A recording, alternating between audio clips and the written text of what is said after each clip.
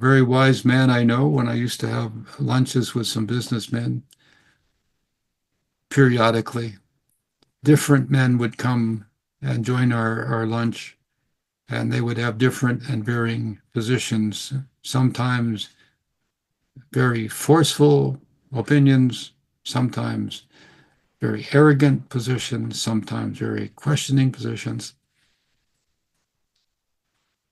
And this wise businessman, in engaging them in their conversation, would always say, yes, you're right. Yeah, I see your point. You're right.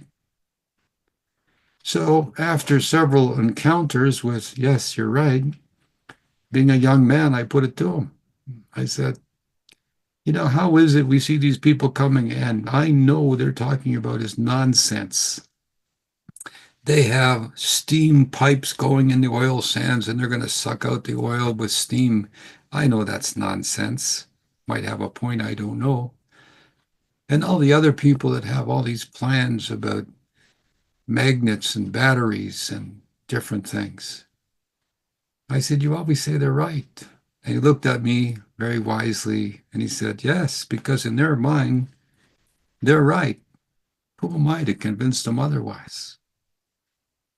And I learned a huge lesson. So sometimes when people come to you, they just need your time. They need a few moments because they're crying out. They need attention. Usually, they're attempting to convince themselves that they're right by attempting to convince you that what they're saying or doing is right. And in this spiritual world, or in the business of religion, if you will, many people will attempt to convince you that they're right and you're wrong. Well, they're just being foolish. You might agree with them, but you're going to have mental reservations. And in order to justify their sometimes impertinence, sometimes their arrogance, sometimes their tenacity, all you have to say is, well, in their mind, they're right. And don't get worked up about it.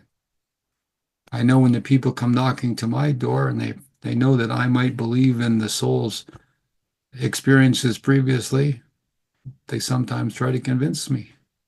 And I remember that wise businessman. Yes, you're right. You may have a point there.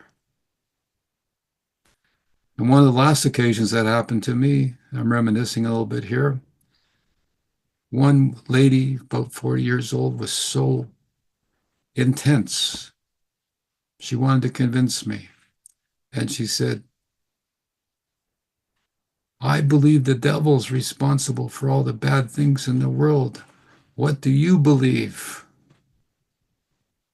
And I said, well, I'd much rather believe in God Almighty than some fallen angel that isn't powerful like God at all.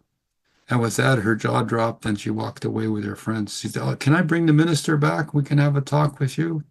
Absolutely any day, I said, knowing full well I'll never see them again, which I never did.